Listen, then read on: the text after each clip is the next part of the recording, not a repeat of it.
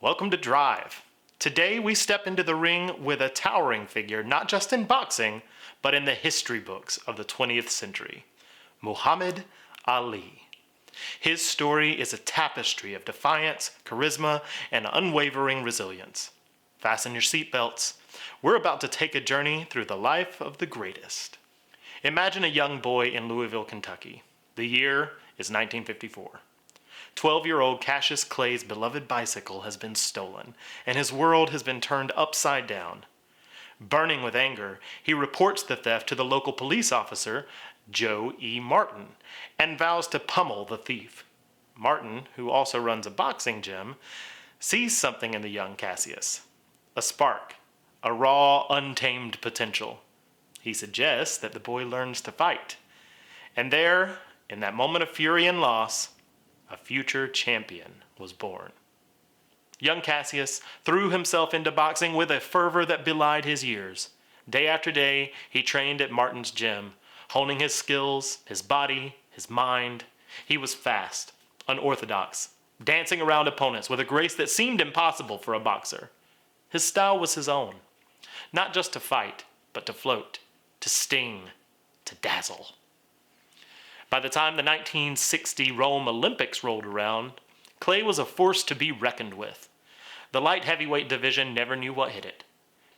Cassius returned home with a gold medal draped around his neck, a symbol of his prowess, his potential. But the return was bittersweet. In a country rife with racial segregation and injustice, the young Olympic hero found himself refused service at a whites-only restaurant. This incident was a stark reminder. His fight was not just in the ring. It was in the very fabric of American society. Not deterred, Clay's professional career began with a string of victories. His confidence was infectious, his personality larger than life. He predicted the rounds in which he would defeat his opponents and did so with a poet's flair. But this was more than just showmanship. It was a declaration of his identity, his self-belief, a challenge to the world to see him as he saw himself. In the early 1960s, the world of boxing was about to witness an extraordinary transformation. Cassius Clay, already a rising star with a string of victories, was gearing up for something more profound than any fight. In 1964, Clay faced Sonny Liston, a formidable champion feared by many. But Clay was undaunted. With his unrelenting speed and unorthodox style, he danced around Liston, declaring before the fight, "Float like a butterfly, sting like a bee, his hands can't hit what his eyes can't see." And true to his word, Clay stunned the world by defeating Liston, becoming the heavyweight champion of the world. But it was what followed that truly marked a pivotal turn in Clay's life. In the euphoria of his victory, he made an announcement. He declared his conversion to Islam, a decision stemming from his encounters with Malcolm X and his growing awareness of racial injustices. Shortly thereafter, he took the name Muhammad Ali, given to him by his spiritual mentor, Elijah Muhammad. This was more than just a name change. It was a profound statement of identity, belief, and defiance against the societal norms of the time. Ali's new identity was met with a mix of awe, confusion, and criticism. For many, he was still Cassius Clay, the charismatic, poetry-spouting boxer. But for Ali, this was an assertion of his autonomy, a refusal to be defined by others. He once remarked, "I don't have to be what you want me to be. I'm free to be what I want." This declaration of independence was not just personal. It resonated with the civil rights movement, symbolizing a broader struggle for racial equality and freedom. In the ensuing years, Ali's newfound faith became an integral part of his identity. He spoke with a newfound depth and conviction, using his platform not just to boast of his boxing prowess, but to speak on broader issues of race, religion, and social justice. His conversion and name change were acts of resilience, challenging both his critics and supporters to see him for who he truly was, a man unafraid to change, to evolve, and to stand up for his beliefs. In this period, Ali's fights became more than just sporting events. They were cultural phenomena, reflecting the turbulent times of the 1960s. Each victory, each poetic proclamation was a reaffirmation of his new identity, a testament to his belief in himself and his faith. Ali was no longer just a boxer. He had become a symbol, a voice that echoed far beyond the confines of the boxing ring. As the 1960s marched on, Muhammad Ali found himself in the midst of a different kind of fight, one that extended far beyond the boxing ring. In 1967, at the zenith of his career, Ali was drafted into the U.S. military. But with the Vietnam War raging, Ali made a decision that would define his legacy just as much as his victories in the ring. His response to the draft was clear and resonant. "I ain't got no quarrel with them Viet Cong," he said. This wasn't just a refusal to serve, it was a profound statement of political and religious conviction. Ali's stance was met with a storm of controversy. He was stripped of his world heavyweight title, his boxing licenses were suspended, and he faced a 5-year prison sentence. It was an unprecedented punishment for a sports figure of his stature. Yet, in the face of all of this, Ali's resolve did not waver. He stood firm, a man convicted by his principles, unyielding to the pressures and expectations of society. During these years away from boxing, Ali didn't retreat into the shadows. Instead, he took to the public stage, speaking at colleges, joining civil rights rallies, and becoming a vocal opponent of the war. His eloquence and charisma drew crowds, his words piercing the heart of societal issues of the time. He became a symbol of the anti-war movement, a representative of the struggle for racial equality. Ali's voice, once known for proclaiming his greatness in the ring, now echoed with a different kind of power, a power rooted in justice, equality, and peace. This period of forced exile from boxing was in many ways the forging of a new Ali. It was a time when the man transcended the athlete. He became an icon of resistance and a beacon of hope for those who were voiceless. His fight for his beliefs in the face of potentially losing everything showed a resilience and strength of character that few could match. Ali demonstrated that being a champion wasn't just about physical prowess. It was about the courage to stand for what you believe, even when the whole world seems against you. Ali's legal battle continued until 1971, when the U.S. Supreme Court overturned his conviction. The man who had been vilified, who had lost some of the best years of his athletic prime, emerged not weakened, but strengthened.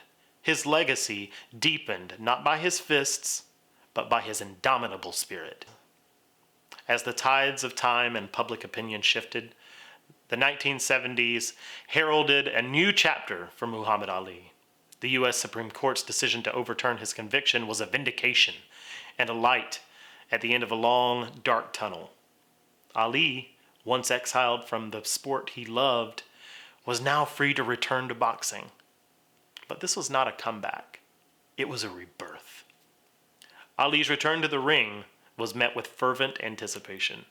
The world had changed in his absence, and so had he. No longer the youthful, brash fighter, Ali now carried the weight of his convictions, his battles outside the ring, into every match. His first fights were about shaking off the rust, but it was clear. Ali still had the magic, the unparalleled skill and charisma that made him the greatest. Then came 1974, the year that would see one of the most iconic moments in sporting history, the Rumble in the Jungle. In Zaire, against the fearsome George Foreman, Ali was the underdog. Foreman was a powerhouse, a champion who had decimated opponents with ease. But Ali had a plan. He introduced the world to the rope-a-dope. With his back against the ropes, absorbing Foreman's thunderous blows, Ali bided his time. And then, with a combination of speed and precision, he turned the tide. In the 8th round, Ali did the unthinkable. He knocked out George Foreman, reclaiming the heavyweight title. The world was in awe. This wasn't just a physical victory. It was a testament to Ali's strategic genius, his ability to adapt and to overcome. But Ali's journey was far from over. The following year, he faced Joe Frazier in the Thrilla in Manila, a grueling battle that tested the limits of both fighters. In the sweltering heat, through 14 brutal rounds, Ali and Frazier gave everything. When Frazier's corner stopped the fight, Ali emerged victorious. But it was a victory hard-earned, a showcase of resilience, endurance, and the human spirit. Beyond the glamour of his victories, Ali's later fights revealed a man who had grown, who had evolved. He was no longer just fighting for titles. He was fighting for his legacy, for the principles he stood for. Even as he faced challenges like Parkinson's disease later in life, Ali's spirit remained indomitable. He became an ambassador for peace, a humanitarian, a man who used his fame to champion causes, to inspire, and to make a difference. Muhammad Ali's return to boxing was more than just a sports story. It was a narrative of redemption and of resilience. He showed the world that a true champion is not just measured by their victories, but by their battles they fight both in and outside the ring. As we reflect on the extraordinary life of Muhammad Ali, several key takeaways stand out, lessons that resonate far beyond the boxing ring. First, there's the power of self-belief. Ali's famous proclamation, "I am the greatest," was more than just bravado. It was a declaration of self-confidence, a belief in his own abilities, even when others doubted him. His unwavering conviction in himself teaches us the importance of believing in our capabilities, of being our own biggest advocate. Then there's the courage to stand up for one's beliefs. Ali's stance against the Vietnam War, his conversion to Islam, and name change were acts of immense courage. He faced criticism, legal battles, and professional setbacks, yet he remained steadfast. His resilience in the face of adversity is a testament to the strength of his character, reminding us that some fights are worth fighting even when the odds are stacked against us. And finally, there's the concept of legacy. Ali's impact extended well beyond his achievements in boxing. His work as a humanitarian, his role in the civil rights movement, and his enduring message of peace and equality shaped his legacy. It shows us that our actions, big and small, contribute to the legacy that we leave behind. Inspired by Ali's story, here's the challenge this week. Identify a belief or a principle that you hold dear and take a small action to stand up for it. Whether it's speaking out on an issue, or starting a conversation, or making a change in your own daily life, remember, it's these small acts of courage that pave the way for a significant change. And importantly, share your experiences with us. How did standing up for your beliefs impact you and those around you? What did you learn? As we close this chapter on Muhammad Ali's remarkable journey, we're left to reflect on the legacy of a man who was much more than a boxer. Ali's life was a mosaic of battles fought with fists and with words, in the ring and in the realm of public opinion. His resilience, his unwavering belief in himself and his principles transformed him from a sports icon to a symbol of courage, conviction, and humanity. Today, we've traveled through the highs and lows of Ali's life, witnessing his metamorphosis from a brash young boxer to a global ambassador for peace and justice. His story teaches us about the power of standing firm in the face of adversity, the importance of adapting to life's changes, and the impact one individual can have on the entire world. As you move throughout your week, carry with you the spirit of Muhammad Ali, the spirit of resilience, of fighting for what you believe in, of making every day count. And then join us next time on Drive, where we'll explore another inspiring story of determination and grit. Until then, let's all remember Ali's words. Impossible is nothing. Keep pushing, keep striving, and as always, stay driven.